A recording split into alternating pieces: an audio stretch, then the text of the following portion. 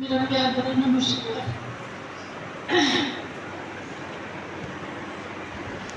जब कभी सत्संग में मिलने का मौका मिलता है वो पल आंखों के सामने हम चलने लगते हैं। जो एक एक पल गुरु जी के चरणों में बीता है वो अविस्मरणीय है।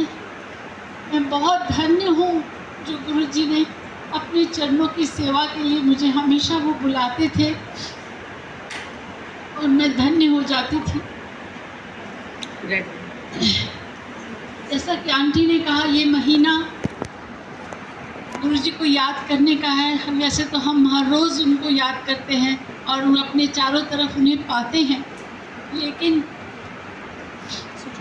वो दिन मुझे याद है। मैं 9:30 बजे थे सुबह के, मैं ओल्ड एज होम जाती थी, गाड़ी में जा रही थी। इतने में एक संगत का फ़ोन आया, मलिया आंटी।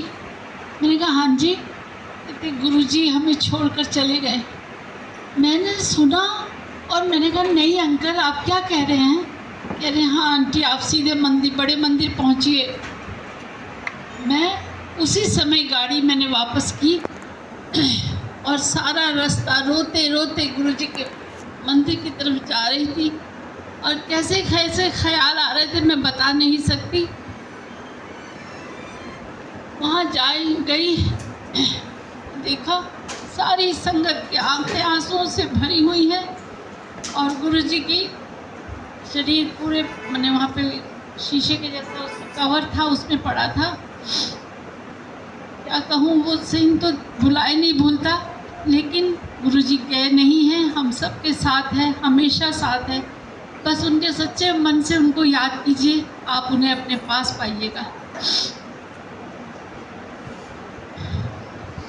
जैसा कि आंटी ने कहा कि हाँ गुरुजी बहुत पंक्चुअल थे। सब लोग गुरुजी के आने के पहले जो टाइम भी आंटी या अंकल जो भी रखते हैं उसके 5-10 मिनट पहले आ जाइए तो बहुत ही अच्छा रहेगा। दूसरी बात ये कि इस दरबार में जो भी प्रसाद मिले, जल मिले, चाय मिले, लंगर मिले, जो भी प्रसाद मिले उसे बहुत प्यार से लीजिए और उसी प्यार से, उसी भाव से खाइए। यही यहाँ की मेडिसिन है। आपको पता नहीं है, छोटे मंदिर में जब हम लोग जाते थे, कौन कौन सी बीमारी, कौन कौन सी परेशानियाँ मैं बता नहीं सकती आपको, सबकी दूर हुई हैं। तो गुरुजी तो साक्षात शिव थे। हम लोग भी जब शुरू में गए थे तो गुरुजी को सोचते थे, भगवान के रूप में नहीं माना था, बस सोचा था कि कोई महापुरुष है। लेकिन धीरे धीरे सब हमें पता चला कि गुरुजी क्या है। और आप लोग तो मैं सोचती हूँ बहुत लकी हैं कि आपने बिना देखे ही उन्हें भगवान मान लिया। बहुत भाग्यवान हैं आप लोग। अपना एक सत्संग सुनाती हूँ। 31 दिसंबर का महीना था और गुरुजी ना जालंधर चले गए। जैसे ही गुरुजी का कहीं जाने का प्रोग्राम होता तो हम सारी संगत एकदम, हम लोग के चेहरे मुरझा जाते थे कि अब ये दिन कैसे बीतेंगे, गुरुजी के बिना कैसे बीतेंगे। और गुरुजी चले गए वहाँ पे जालंधर। मैं और मेरी सिस्टर थी, हमने दोनों ने प्रोग्राम बनाया कि चलो गुरुजी यहाँ नहीं हैं तो क्या हुआ, हम तो गुरुजी के पास जा सकते हैं। हम लोग 31 दिसंबर को गुरुजी के पास गए। गुरुजी देख के बहुत खुश हुए। सारी रात हमने बहुत एंजॉय किया। इतने सुंदर सुंदर गाने, भजन, डांस। गुरुजी की दरबार में तो आप जाके ऐसे खो जाते थे कि बस पता ही नहीं चलता था। रात को जब आज्ञा लेने लगी तो गुरुजी ने कहा आंटी आज नहीं जाना, कल भी आना है मंदिर। मैंने कहा जी गुरुजी। तो 1 जनवरी को फिर हम गुरुजी के मंदिर में गए, बैठे रात।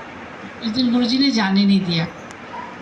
11 बज गए, 12 बज गए, तो 11 बज गए थे। तो सारी संगत चली गई थी, हम लोग 7-8 जने थे। हमें गुरुजी ने रोक के रखा, तो हम लोग बैठे हुए थे। तो इतने में गुरुजी खड़े हो गए और कहते चलो आ जाओ, मेरे कमरे से आ जाओ। तो हम लोग सब भी गुरुजी के पीछे पीछे जहाँ गुरुजी जा रहे थे उनके कमरे में गए।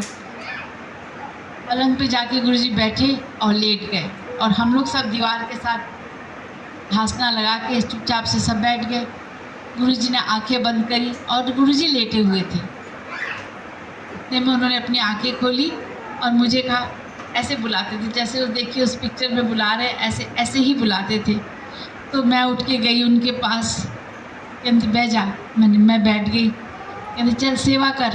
तो मैं गुरुजी के चरण दबाने लग गई। चरण दबाते दबाते उन्होंने फिर अपने पास बुला लिया। मैं उनके हाथ दबाने लगी और गुरुजी की आंखें बंद थी। तो मैंने अपनी घड़ी में देखा 1 बजा था, 12 बजे थे, 12 बज चुके थे। फिर मैंने सोचा अब तो 12 बज चुके हैं, आज तो 2 तारीख हो गई है और 2 जनवरी को मेरा जन्मदिन होता है। अब गुरुजी जब आंखें खोलेंगे तो मैं गुरुजी को बता दूंगी कि गुरुजी आज मेरा जन्मदिन है। इतने में गुरुजी ने आंखें खोली। मैंने कहा गुरुजी आज मेरा जन्मदिन है। कहते हाँ मुझे पता है, तेरे लिए रसोई में खीर बन रही है। मैंने कहा मेरे दाता इतना प्यार करते हो, सारी संगत को ऐसा ही लगता है कि गुरुजी उसके ही है, गुरुजी उसके ही। और इतने में थोड़ी देर में इतने स्टील के इतने बड़े बड़े कटोरे थे, उनमें भर भर के खीर आई हम सब के लिए।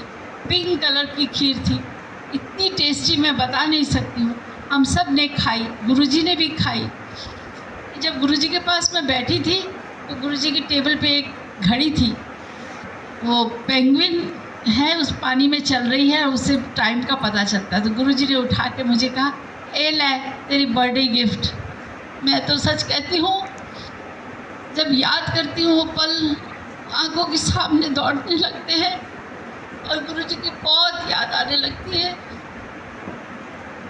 वो घड़ी आज भी मैंने अपने पलंग के पास रखी है, गुरुजी की गिफ्ट है और वो बहुत ही बहुमूल्य है, अनमोल है मेरे लिए।